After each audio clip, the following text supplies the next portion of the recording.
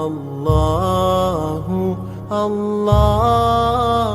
الله الله الله الله. بسم الله الرحمن الرحيم. الحمد لله وكفى، والصلاة والسلام على السيد الحبيب المصطفى وعلى آله وصحبه نجوم الهدى قادة التقى. أما بعد، اللهم اغفر لنا ومشايخنا وعلمنا ما جهلنا من القول والعمل، وجنبنا الفواحش والمعاصي والخطايا والزلل. اللهم آثرنا وأكثرنا وأصلح لنا شأننا كله، لا إله إلا أنت.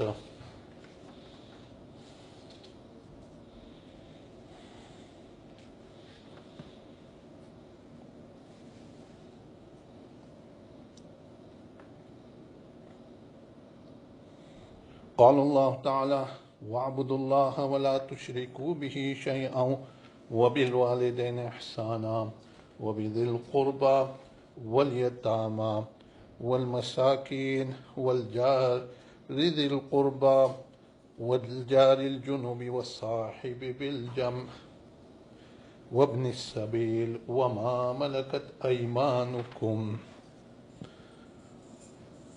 گزشتہ ہفتے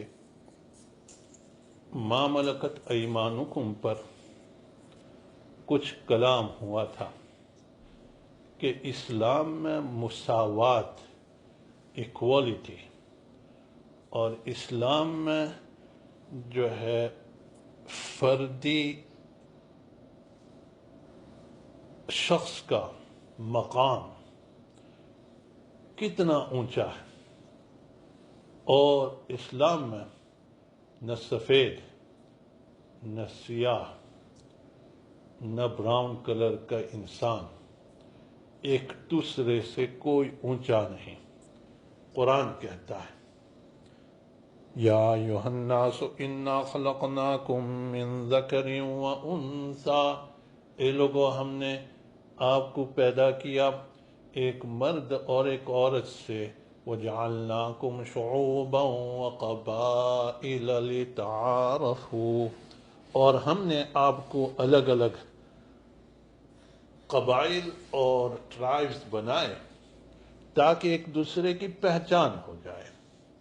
اصل میں پہچان کے لیے ان اکرمکم عند اللہ اتقاکم، تم میں سب سے زیادہ معزز اللہ کے نزدیک جو سب سے زیادہ اللہ سے ڈرتا ہو. ان اکرمکم عند اللہ اتقاکم ان اللہ علیم خبیر. یاد رکھو اللہ تعالیٰ تمہاری حالت، تمہاری دل کی حالت، کہ کسی کو اونچا سمجھتے ہو، اپنے آپ کو بہت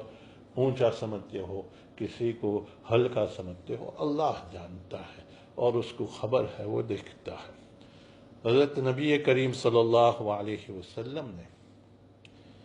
اپنی بیٹی حضرت فاطمہ کو اور اپنی پھوپھی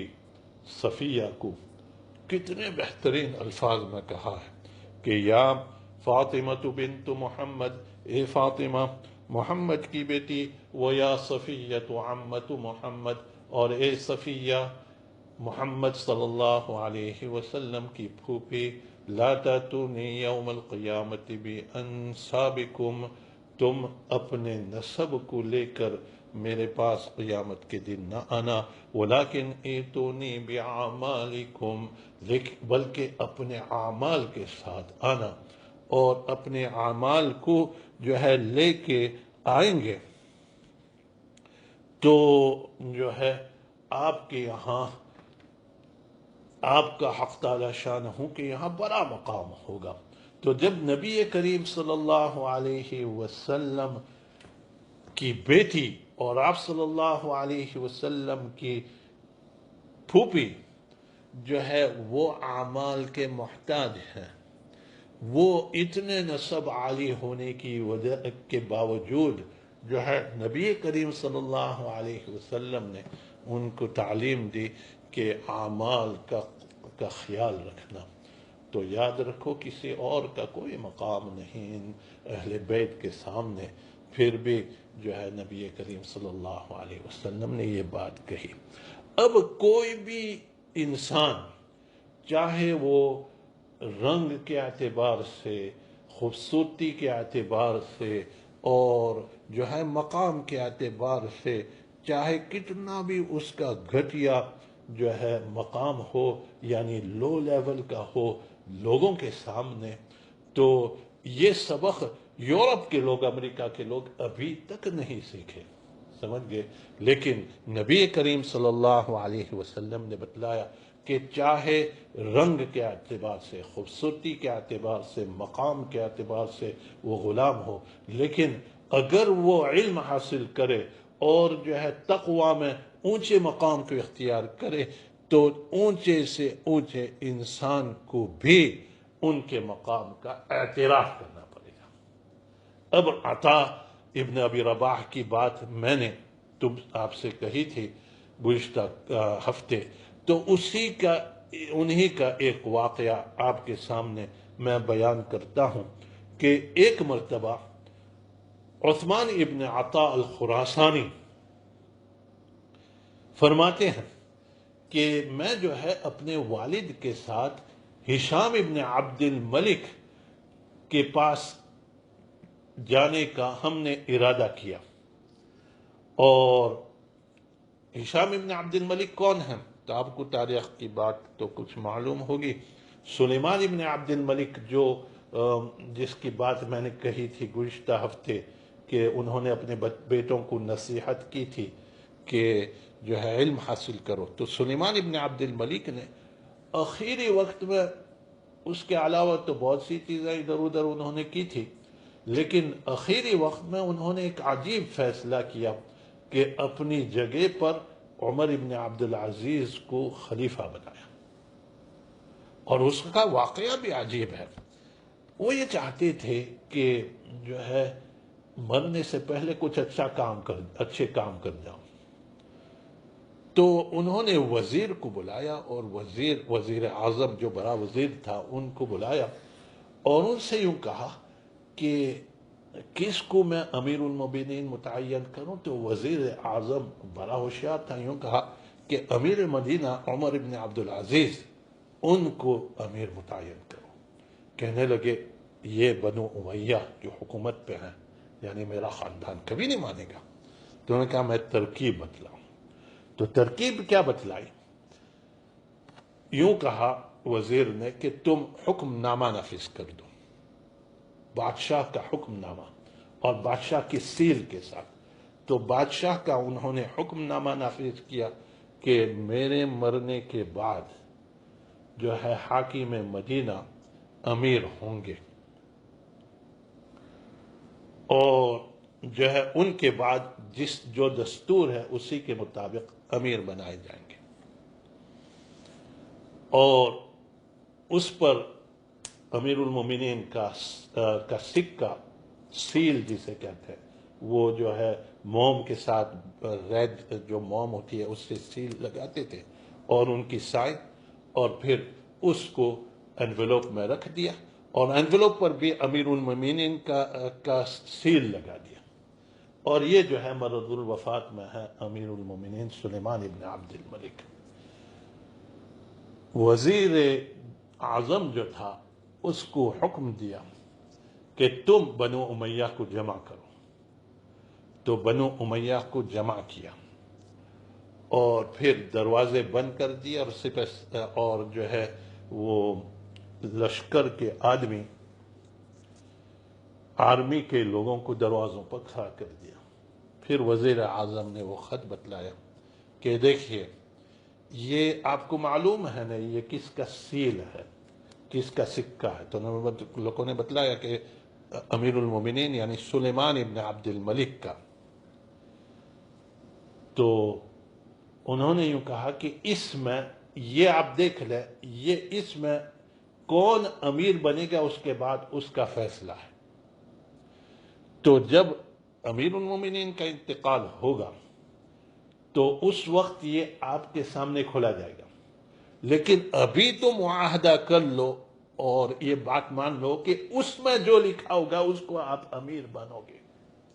تو چونکہ امیر المؤمنین اس وقت سلیمان ابن عبد الملک تھے اور بادشاہ کی کوئی مخالفت اس زمانے میں کر نہیں سکتا تھا، اس طرح بنو امیہ کا معاہدہ تھا، تو کچھ ادھر ادھر انہوں نے بات تو کی، لیکن پھر سوچا کہ اس میں تو ان کے بھائی یا ان کے بیٹے کا ہی نام ہوگا، جو اس وقت دستور تھا بھائی کا نام ہوگا۔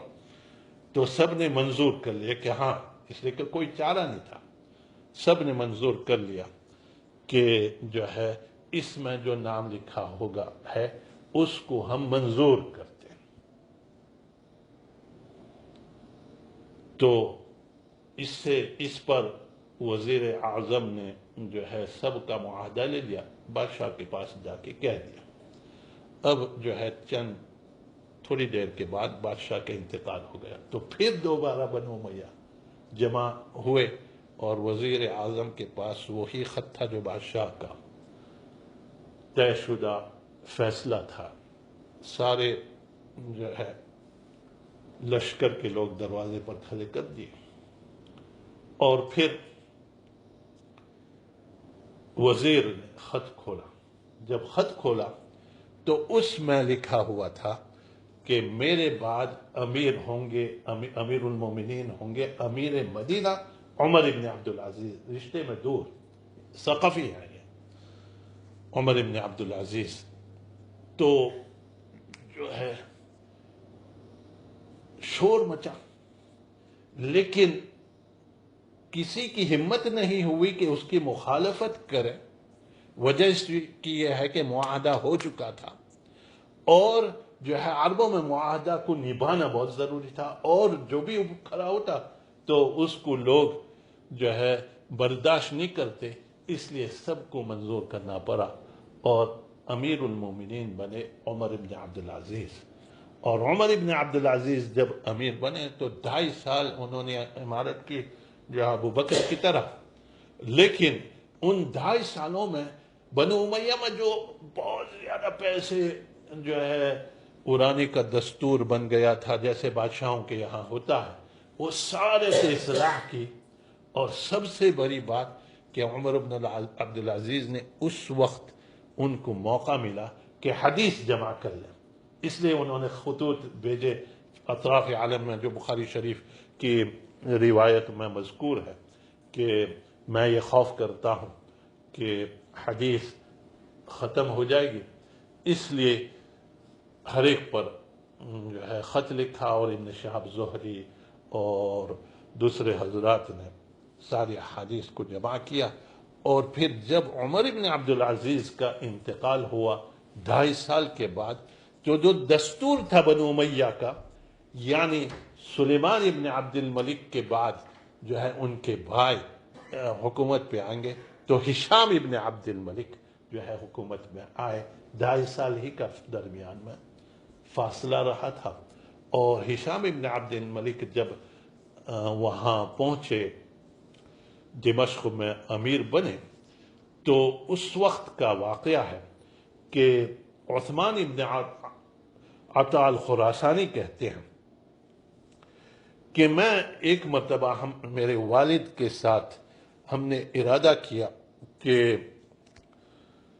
دمشق کی طرف چلیں، تو ہم جب دمشق کے قریب پہنچے تو ایک آدمی کو دیکھا کہ وہ جو ہے گدھے پر سوار ہے، اور قمیص بھی بہت ہی معمولی سی پہنی ہوئی ہے، اور ٹوپی بھی ایسی تھی جو سر سے چپکی ہوئی تھی۔ تو میں نے جب ان کو دیکھا، سیاہ رنگ کا آدمی جو ہے، کپڑے بھی معمولی سے، اور جو ہے وہ اتنے خوبصورت بھی نہیں۔ آج کل تو بہت سے لوگ بلیک از بیوٹیفل، بہت سے سیاہ رنگ کے لوگ بہت خوبصورت ہوتے ہیں، لیکن ہر وقت نہیں ہوتا، تو ان کا رنگ بھی جو ہے خوبصورت بھی بہت کم۔ تو میں ہنس کے میں نے باپ سے کہا، من ہذا، یہ کون ہے؟ باپ کہنے لگے چپ رہو، یہ عرب ہیں، چپ رہو، تمہیں پتہ نہیں یہ سید و فقہاء الحجاز عطا ابن ابی رباح، یہ جو ہے فقہاء حجاز کے سردار ہیں عطا ابن ابی رباح۔ تو پھر میں تو خاموش ہو گیا۔ جب میرے والد کے پاس آئے تو وہ اپنے خچر معمولی سے ڈونکی سے اترے، اور میرے والد اپنے بہترین گھوڑے سے اترے، اور دونوں سے ملاقات ہوئی اور بات ہوئی۔ تو میرے والد نے کہا میں ہشام ابن عبد الملک یعنی بادشاہ کے پاس جانا چاہتا ہوں، اور اس زمانے کے بادشاہ یعنی دبدبہ ان کا اور ان کا مقام، وجہ یہ ہے کہ پوری دنیا پر ان کی حکومت تھی، اور پوری دنیا پر حکومت چلتی نہیں اگر کوئی پاور یا جو ہے اپنی طاقت نہ بتلائے، سمجھ گئے؟ تو عطا الخراسانی نے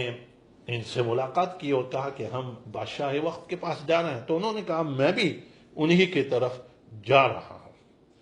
جب یہ دونوں پہنچے، ایک بہترین گھوڑے پر سوار اور بہترین کپڑے پہنے ہوئے، دوسرے کچر یعنی ڈونکی پر بیٹھے ہوئے اور کپڑے معمولی، ٹوپی بھی معمولی، اور جو غلام تھے پہلے، جب دروازے کے پاس پہنچے اور دربان کو بتلایا تو یوں کہا کہ امیر المومنین سے یوں کہیے کہ عطا ابن ابی رباح آپ کے دروازے پر آئے، اور دوسرے نے کہا کہ عثمان الخراسانی آئے ہوئے ہیں۔ دربان جب اندر گیا تو بتلایا بادشاہ وقت کو، تو وہ اپنے تخت سے اٹھ کر دوڑ کر آئے دروازے پر، کس سے ملنے کے لیے؟ عطا ابن ابی رباح سے ملنے کے لیے۔ اور جو ہے وہ بیٹا کہتا ہے عثمان ابن عطا الخراسانی کہ میں تو اندر نہیں جا سکا، لیکن جب نکلے واپس تو میں نے والد سے پوچھا کہ کیا ہوا تھا، تو فرمانے لگے میرے والد کہ عطا ابن ابی رباح کی وجہ سے مجھے بادشاہ کے پاس حاضری کا موقع ملا، ورنہ جو ہے مجھے موقع نہ ملتا، ہر وقت کہاں موقع ملتا ہے۔ اور پھر کیا کہا؟ تو ہشام ابن عبد الملک نے جو بادشاہ وقت تھا، انہوں نے جو ہے ان کو عطا ابن ابی رباح کا ہاتھ پکڑ کے لے آئے اور اصرار کے ساتھ ان کو تخت پر بٹھایا، یعنی تھرون پر، اور خود نیچے بیٹھے، اور پھر جو ہے ان سے پوچھا ادب کے ساتھ کہ جو ہے آپ کیسے آپ کا نہ ہوا؟ تو عطا ابن ابی رباح 3 باتوں کی وجہ سے آئے تھے، بلکہ 4 باتوں کی وجہ سے۔ ایک تو یہ ہے، کہنے لگے کہ یا امیر المومنین، میں تمہارے پاس آیا ہوں، میری کچھ مطالبات ہیں، کچھ باتیں ہیں۔ تو پہلی بات فرمائیے، پہلی بات یہ ہے کہ حرمین کے لوگ جو ہیں اللہ اور رسول اللہ کے پڑوسی ہیں، مکہ مکرمہ کے لوگ بیت اللہ کے پڑوسی ہیں، اور مدینہ منورہ کے لوگ نبی کریم صلی اللہ علیہ وسلم کے پڑوس میں رہتے ہیں۔ تو آپ ان کا خیال رکھیں، اور دمشق چونکہ شام تو بہت زرخیز علاقہ، ویری فرٹائل، تو وہاں سے جو ہے خوراک اور عطیات وہاں بھیجتے رہیں تاکہ یہ لوگ جو ہے ان کو تکلیف نہ ہو۔ ہشام نے فوراً اس کو منظور کر لیا، اور جو منشی تھا، جو ان کا سیکریٹری تھا، اس کو بلایا اور یوں کہا لکھ لو، جو حضرت کہہ رہے ہیں ان کی بات لکھ لو تاکہ یہ حکم نامہ ہم نافذ کریں۔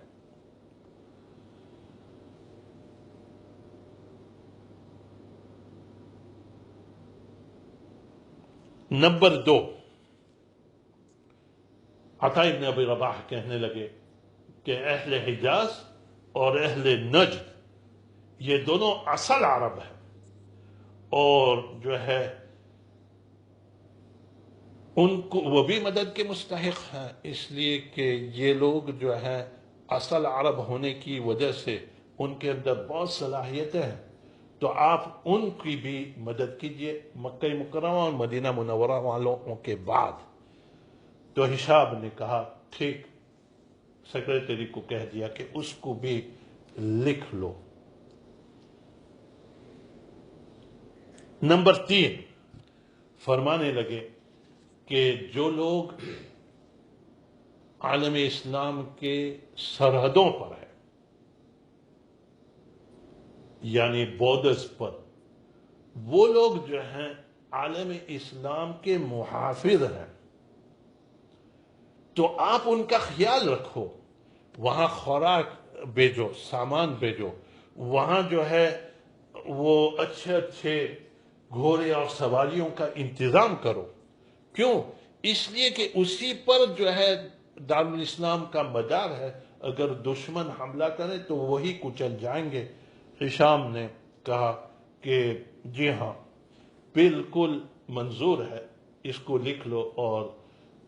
وہ اپنے خادم کو کہا کہ اس کو برابر اس پر عمل کرنا ہو۔ نمبر 4، اب دیکھیے اسلامی مساوات کا خیال۔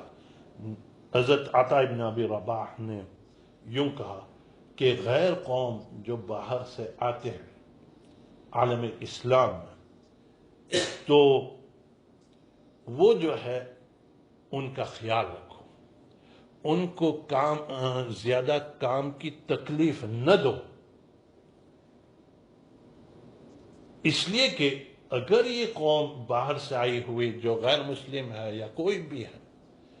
ان کے ساتھ آپ اچھا معاملہ کرو گے تو آپ کے بن کے رہیں گے۔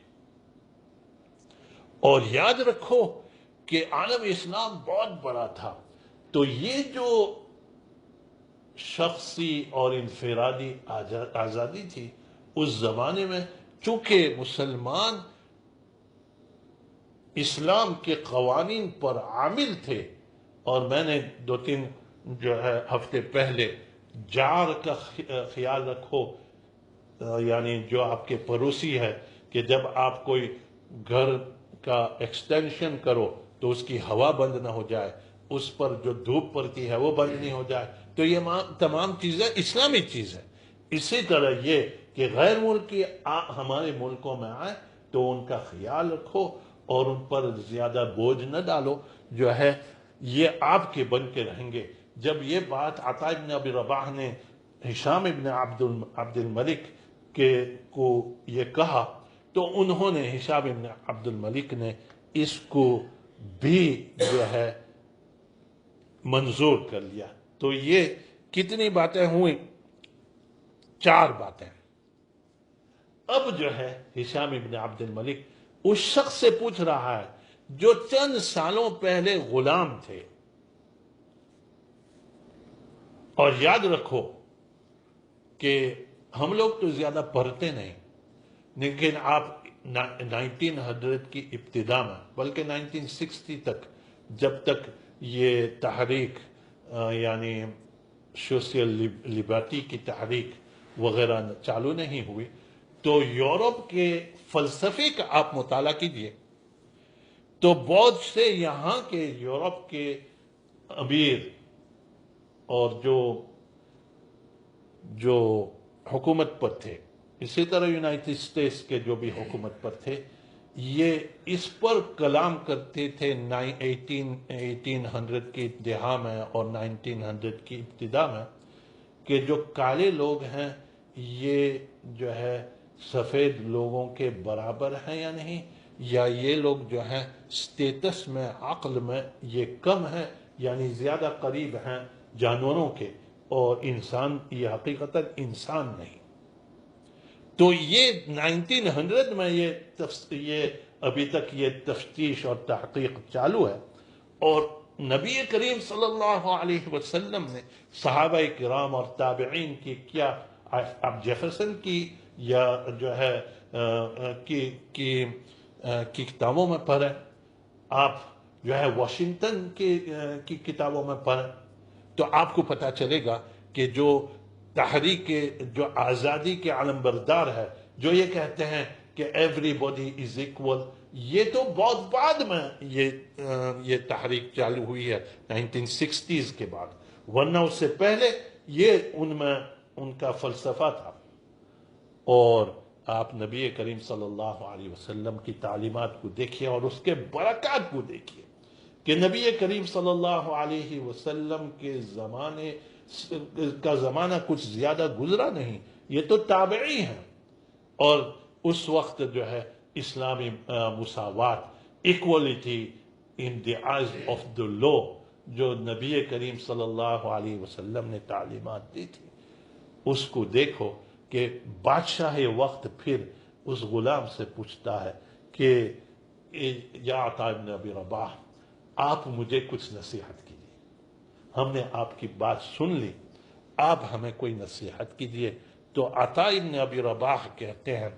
کہ اتق اللہ فی نفسک یا امیر المؤمنین، اے امیر المؤمنین اپنے بارے میں بھی اللہ سے ڈریے، وَعْلَمْ أَنَّكَ خُلِقْتَ وَحْدَكَ، اور دیکھ لو جان لو کہ اللہ تعالیٰ نے جب تمہیں پیدا کیا تھا تو اس وقت تم اکیلے تھے، وَعْلَمْ أَنَّكَ خُلِقْتَ وَحْدَكَ، دنیا میں آئے تھے تو اکیلے تھے۔ اور شاعر کہتا ہے یاد داری کے وقت زاد نے تو، اے بچہ پیدا ہونے والا تو یاد رکھ کہ جب تو پیدا ہوا تھا، ہما خنداں شوند تو گریاں، تو ہر ایک جو ہے خوشی منا رہا تھا اور تو رو رو کے آ رہا تھا۔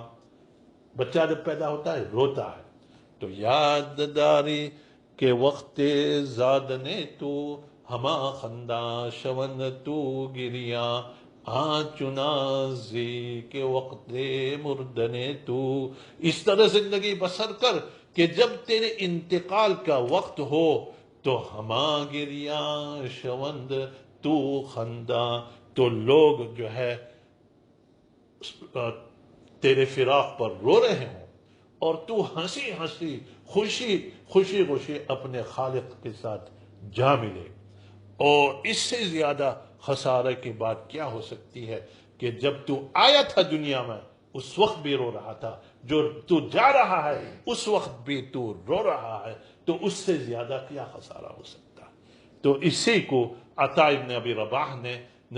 اسی کی نصیحت کی کہ اتق اللہ فی نفسک یا امیر المؤمنین، اللہ سے ڈر اپنی جان میں امیر المؤمنین، وَعْلَمْ أَنَّكَ خُلِقْتَ وَحْدَكَ، یاد رکھ کہ تو اکیلا پیدا ہوا تھا اور اکیلا ہی تو دنیا میں آیا تھا، وَتَمُوتُ وَحْدَكَ، اور جب تو جائے گا تو اکیلا جائے گا، کچھ نہیں ہوگا تیرے ساتھ، وَتُحْشَرُ وَحْدَكَ، اور جب تیرا حشر ہوگا تو اس وقت جو ہے تو اکیلا ہی تیرا حشر ہوگا، یعنی تجھے جب اٹھایا جائے گا تو اکیلا تو اٹھے گا، وَتُحَاسَبُ وَحْدَكَ، اور جو ہے تیرا حساب کتاب جو ہوگا تو اکیلا تیرا حساب کتاب ہوگا۔ اور نبی کریم صلی اللہ علیہ وسلم نے فرمایا کہ جس کا حساب یوں اوپر دیکھ لیتے ہیں، جیسے اوپر دیکھ لیا تو وہ کامیاب ہو گیا، اور من نقش الحساب ہلک، اور جس کا یہ پوچھا گیا کہ یہ اس سے یہ کیوں وہ کیوں یہ کیوں، جیسے حساب ٹیکس والے نکالتے ہیں کہ یہاں سے وہاں، وہاں سے نہ وہاں، وہاں سے نہ وہاں، اسی طرح من نقش الحساب ہلک، جس کا حساب جس کے بارے میں چھان بین کی گئی کہ یہ پوچھا گیا، اس کے بعد یہ پوچھا گیا، اس کے بعد وہ پوچھا گیا، وہ ہلاک ہو گیا۔ اللہ تعالیٰ سے دعا کریں کہ ہمارا حساب جو ہے اوپر یوں کر دیا جائے اور نقش فی الحساب نہ ہو۔ تو جب یہ نصیحت کی اتق اللہ فی نفسک یا امیر المؤمنین وَعْلَمْ أَنَّكَ خُلِقْتَ وَحْدَكَ وَتَمُوتَ وَحْدَكَ وَتُحْشَرَ وَحْدَكَ وَتُحَاسَبَ وَحْدَكَ، تو ہشام ابن علی عبد الملک اس زمانے کے بادشاہ بھی ویسے تھے، اگرچہ ان سے آگے پیچھے کچھ ہو جاتا تھا، یہ ان کی مالداری، ان کی جو ہے مقام کی وجہ سے تو سر جھکا کر رونے لگے، اور جو ہے بہت زار و قطار بادشاہ وقت روئے۔ پھر جب ہشام ابن عبد الملک جانے لگے تو جو ہے ہشام ابن عبد الملک ان کو چھوڑنے تک دروازے تک آئے، اور جب نکل چکے تو ایک خادم کو پیچھے بھیجا اور یوں کہا کہ جو ہے یہ تھیلی دے دینا، جس میں کتنے جو ہے پیسے تھے کیا پتا۔ جو ہے جب ان کو یہ تھیلا ملا تو عطا ابن ابی رباح نے کہا کہ مجھے اس کی ضرورت نہیں، میں اس کو قبول نہیں کر سکتا۔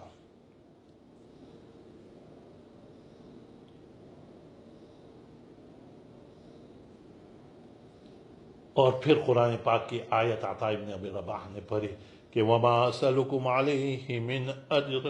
إِنْ أَجْرِيَ إِلَّا عَلَىٰ رَبِّ الْعَالَمِينَ۔ جتنے بھی انبیاء علیہ السلام کے متعلق قرآن میں ذکر ہے، موسیٰ علیہ السلام، صالح علیہ السلام، ابراہیم علیہ السلام، جتنوں کا بھی، تو انہوں نے یہی کہا کہ وَمَا أَسْأَلُكُمْ عَلَيْهِ مِنْ أَجْرٍ، میں اس پر کوئی اجر جو ہے نہیں لینا چاہتا، ان اجری الا علی رب العالمین، میرا اجر تو میرے رب کے پاس ہے، میرا رب جو ہے وہ میرا اجر دے گا۔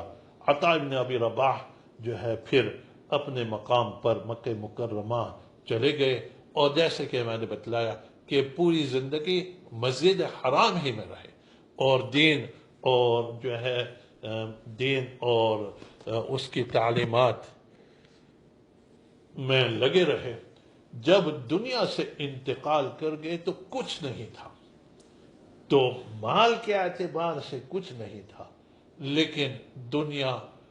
آخرت کما گئے۔ تو یہ بعض جو ہے اس طرح تابعین تھے، اور بعض تابعین اور صحابہ ایسے تھے کہ اللہ تعالیٰ نے ان کو بہت کچھ دیا تھا۔ اصل جو ہے بات یہ ہے کہ اللہ سے ڈرنا چاہیے اور کسی کو حقیر نہ سمجھنا چاہیے، اور یہ یاد رکھو کہ انسان کے اعمال ہی اس کے ساتھ جائیں گے، اور اس کو خیال رکھنا چاہیے کہ جتنا بھی ہو سکے ہمیں دنیا میں رہ کر اللہ کو یاد کرنا چاہیے، اور جو شعر جو پڑھا کہ یاد داری کے وقت زاد نے تو، یاد رکھو کہ جب تم آئے تھے تو اس وقت ہما خنداں شوند تو گریا، سب خوشیاں منا رہے تھے، تو رو رہا تھے۔ تا آنچنازی کے وقت بردنے تو، اس طرح زندگی بسر کر کہ جب تیرا انتقال ہو اور آخری وقت ہو تو ہما گریاں شوند تو خندہ، تو سب رو رہے ہو اور تو خوشی خوشی اپنے رب سے جا ملے۔ اللہ تعالیٰ جو ہے ہمیں اس طرح اعمال کرنے کی توفیق عطا فرمائے کہ ہم جو ہے اپنے رب سے خوشی خوشی جا ملے، اور جو ہے اپنے رب کے ساتھ خوشی مناتے ہوئے اس دنیا سے چلے جائیں۔ وآخر